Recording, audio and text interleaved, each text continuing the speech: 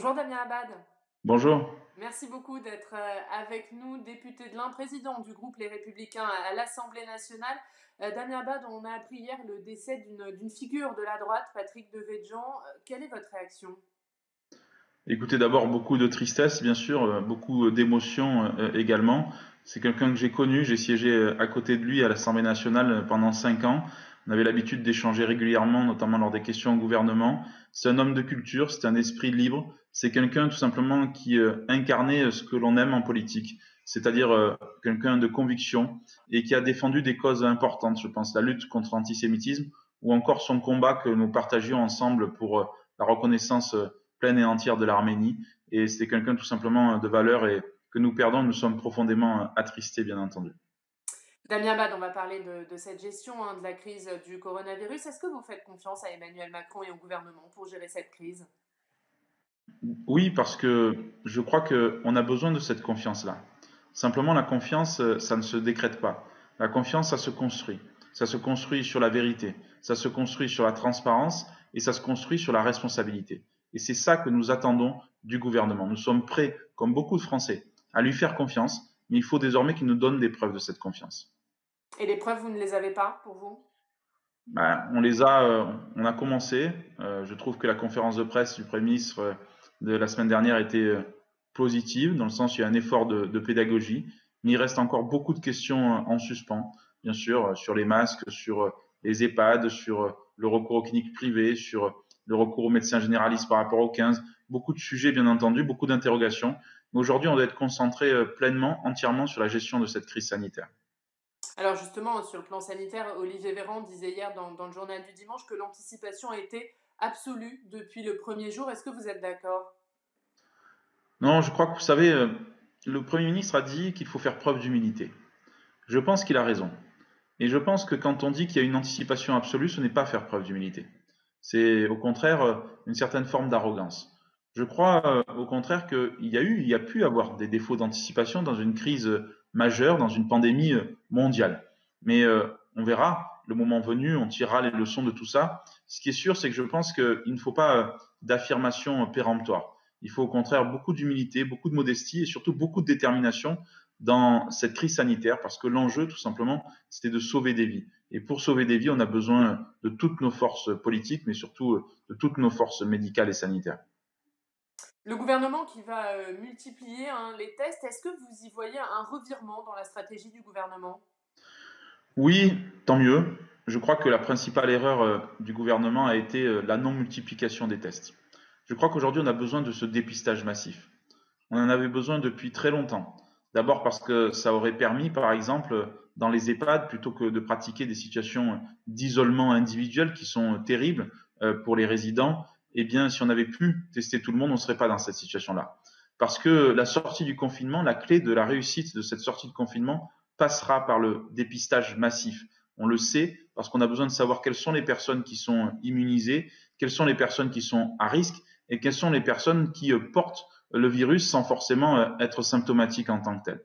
Et donc cet enjeu des tests est très important et on l'a vu en Corée, c'est ce qui permet, et en Allemagne également, c'est ce qui permet tout simplement à la fois de reculer la pandémie et surtout de relancer la machine. Donc vous dites tant mieux sur les tests. L'Élysée qui réfléchit aussi à un suivi par GPS pour faire respecter le confinement. Est-ce que vous y seriez favorable? D'abord, je dis tant mieux sur les tests, mais je demande une démultiplication. Aujourd'hui, il faut qu'on arrive au moins à 100 000 tests par jour pour pouvoir apporter les réponses concrètes que les Français attendent parce qu'on est en grande difficulté. Sur la question du tracking et sur la question on va dire du suivi, je crois que l'enjeu d'abord, c'est de démultiplier les tests.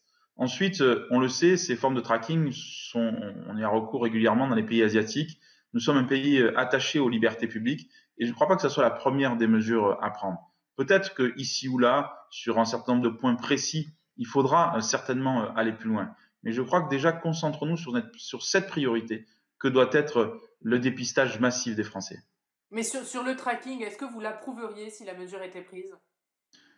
Tout dépend comment elle est prise. Je n'approuverai pas une mesure générale et massive parce que je crois que c'est important aussi d'encadrer, de respecter. C'est un principe qui est attentatoire aux libertés publiques, alors qui peut être utile ici ou là, mais de manière encadrée.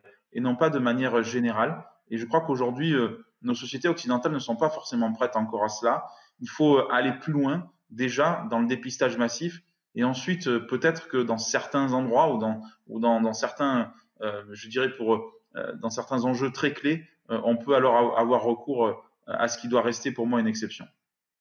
Mais c'est pas un non de principe, vous demandez que le Parlement soit saisi de cette question? Écoutez, on verra si le gouvernement le propose, on verra si le gouvernement veut aller plus loin là-dessus. Alors, s'il le fait, il sera obligé de légiférer par ordonnance, et à ce moment-là, il y aura un contrôle de l'action du gouvernement, comme nous le faisons depuis le début, et bien sûr que le Parlement sera saisi de ce sujet. Sur les mesures mises en place et notamment les ordonnances, il y a la possibilité d'autoriser certains secteurs à aller jusqu'à 60 heures de travail hebdomadaire. Pour vous, c'était nécessaire?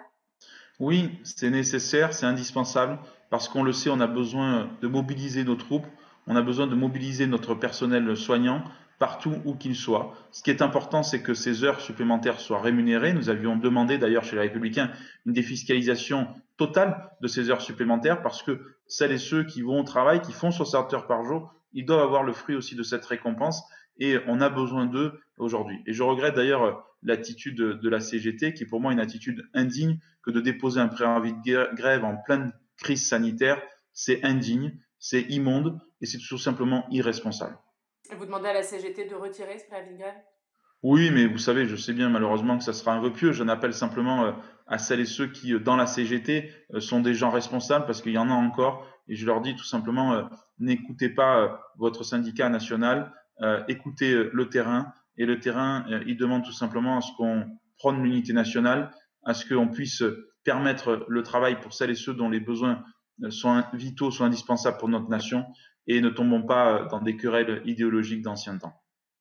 L'autre question qui ressurgit, hein, c'est la question du maintien du premier tour des municipales. Il y a des candidats et des militants de la liste Les Républicains à Marseille qui portent plainte contre le Premier ministre, contre Christophe Castaner, pour avoir maintenu ce premier tour. Est-ce que vous soutenez cette plainte?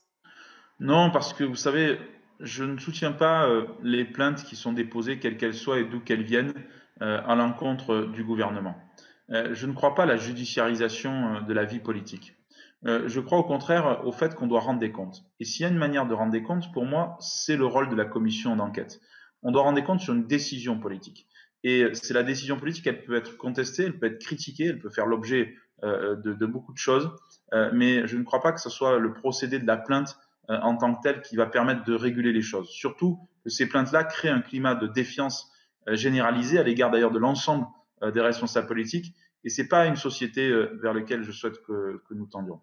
On va revenir sur cette commission d'enquête, mais sur ces municipales, maintenir le premier tour, c'était le souhait de beaucoup, hein, des Républicains juste avant le premier tour. Est-ce que ce maintien, ça se révèle une erreur finalement pour vous?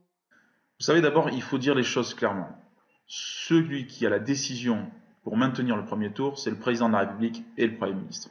La deuxième chose, c'est lorsque nous avons participé, l'ensemble des présidents de partis et de groupes, à une réunion à Matignon avec le Premier ministre, à aucun moment, n'a été abordée la question du maintien du premier tour. Le Premier ministre semblait même l'avoir acté en tant que tel, puisqu'on a posé des questions sur les modalités de ce premier tour en tant que tel. Alors ensuite, bien sûr que la question se pose. Pourquoi? Parce que ce qui est paradoxal, c'est de maintenir le premier tour et en même temps de fermer les cafés, de fermer les commerces. Et c'est ça qui a interrogé les Français. C'est finalement la dramaturgie qui s'est créée dans les 3 derniers jours, juste avant l'élection, et donc après cette fameuse réunion. Et donc, on ne fera pas porter à l'opposition le chapeau du report du premier tour des élections, du non-report du premier tour des élections municipales. Je crois au contraire que c'était une décision, d'ailleurs le président de la République lui-même l'a assumé et l'a dit, je l'ai pris en conscience, après avis du conseil scientifique, et bien en conscience, il a pris cette décision, c'est son choix, c'est sa responsabilité, et donc nous avons tout simplement appliqué cette décision. On va reparler justement de cette commission d'enquête. Vous avez demandé une commission d'enquête pour l'automne à l'Assemblée nationale. Est-ce que c'était le bon moment pour parler de ça?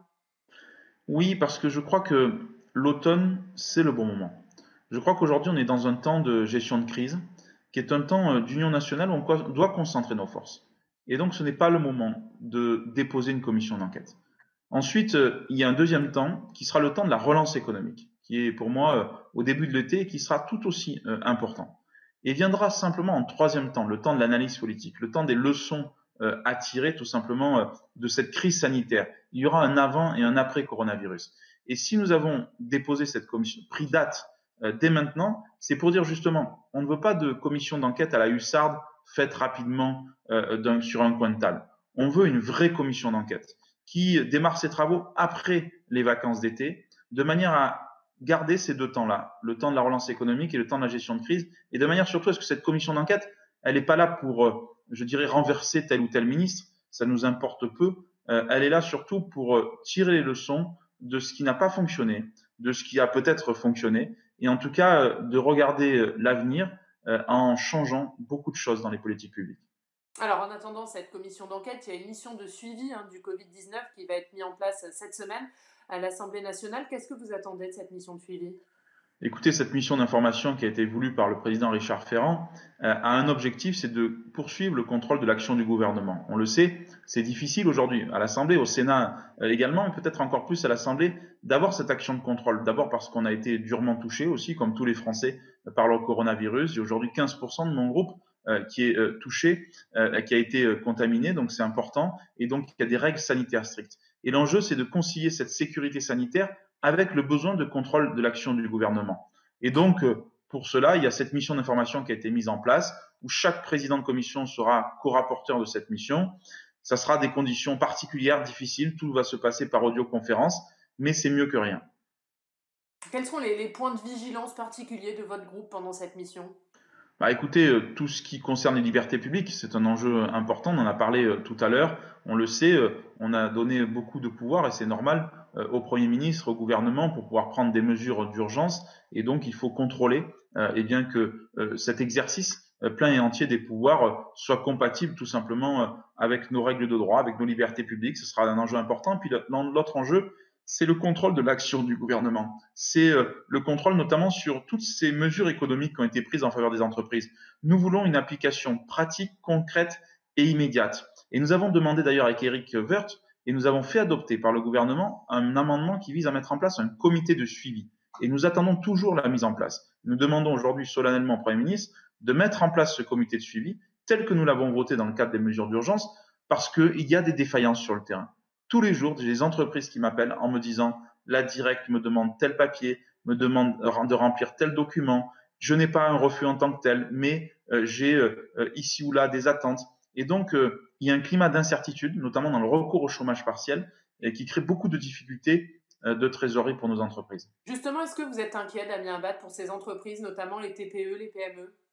Oui, bien sûr que je suis inquiet. Pour les TPE, pour les PME, pour les artisans, pour les commerçants, pour les indépendants, pour toutes celles et tous ceux qui n'ont pas un salaire en tant que tel comme un salarié, mais au contraire qui doivent créer de l'activité et de la richesse. Et donc je dis au gouvernement, il y a urgence. Urgence à ce que sur le terrain, les choses se passent au mieux. Je vous le dis, sur le chômage partiel, sur la question du recours au fonds d'indemnisation, il y a beaucoup de trous dans la raquette. Il y a beaucoup de difficultés pratiques, réglementaires, de contraintes administratives qu'il faut pouvoir lever au maximum parce qu'il y a des attentes qui sont fortes, parce qu'il y a des chefs d'entreprise qui ne savent pas comment ils vont payer leurs salariés à la fin du mois, comment ils vont pouvoir, même s'il y a et plus que des reports de charges.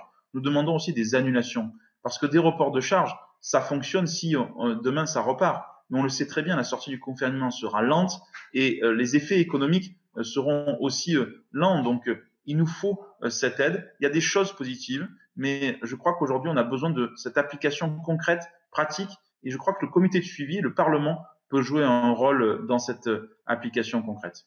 Pour continuer sur ces entreprises, Bruno Le Maire dit que les entreprises qui ont demandé des aides de l'État et qui verseront des dividendes devront rembourser ces aides avec pénalité. Il a raison. Écoutez, je crois qu'il faut être vigilant sur la manière dont on traite nos entreprises et dont on crée parfois ici ou là un certain nombre de taxes déguisées. Je crois que on peut effectivement envisager qu'un certain nombre d'aides d'État puissent éventuellement être remboursées au nom de la solidarité, mais je crois qu'il y a aussi d'autres possibilités. On voit bien aujourd'hui, par exemple, la difficulté que nous avons pour le commerce non alimentaire. Le commerce non alimentaire est fermé pour les petits commerces aujourd'hui, et dans le même temps, vous avez des supermarchés qui sont ouverts et qui ne vendent pas uniquement de l'alimentaire, mais qui vendent de tout, comme toujours dans un supermarché. Et là, il y a une forme de concurrence déloyale, alors qu'on peut comprendre, mais qu'il faut compenser. Plutôt que de taxer, moi, je préférais qu'on mette en place un fonds d'intervention, comme existait à l'époque le FISAC, le Fonds d'intervention pour l'artisanat et le commerce, pour soutenir justement celles et ceux qui aujourd'hui sont obligés d'être fermés. Mais clairement, sur la question des dividendes, puisque c'est de ça dont il est question, ça ne vous poserait pas de problème que des entreprises versent des dividendes? Si, ça m'interroge. Ça m'interroge clairement. Un mot sur la sortie de crise, hein, puisque vous en parliez, Gérard Larcher hier dans le Parisien disait: «Il faudra se retrousser les manches». Vous êtes d'accord et ça veut dire quoi concrètement? Oui, bien sûr qu'il a raison. Gérard Larcher, vous savez, a une vision toujours très juste de la société française. Et je crois qu'il a raison quand il dit qu'il faudra se retrousser les manches. Ça veut dire tout simplement construire la France d'après, interroger l'ensemble de notre politique publique, comprendre pourquoi nous avons perdu notre souveraineté sanitaire, pourquoi nous sommes dépendants du reste du monde dans la production de masques, dans la production de gel, dans la production de respirateurs, dans la production de tout le matériel médical, qui fait que là où les Français pensaient qu'on avait le meilleur système au monde, sont en train de se rendre compte que ce meilleur système au monde, parce que nous avons d'excellents praticiens et médecins en France, et c'est tant mieux, il dépend du reste du monde pour des activités simples, pour du recours aux médicaments. Ça doit nous interroger tous, et je pense qu'il faut retrouver cette autonomie et cette souveraineté sanitaire. Eh bien, merci beaucoup. Merci Damien Abad d'avoir été Merci. député de l'Ain, président du groupe Les Républicains à l'Assemblée nationale.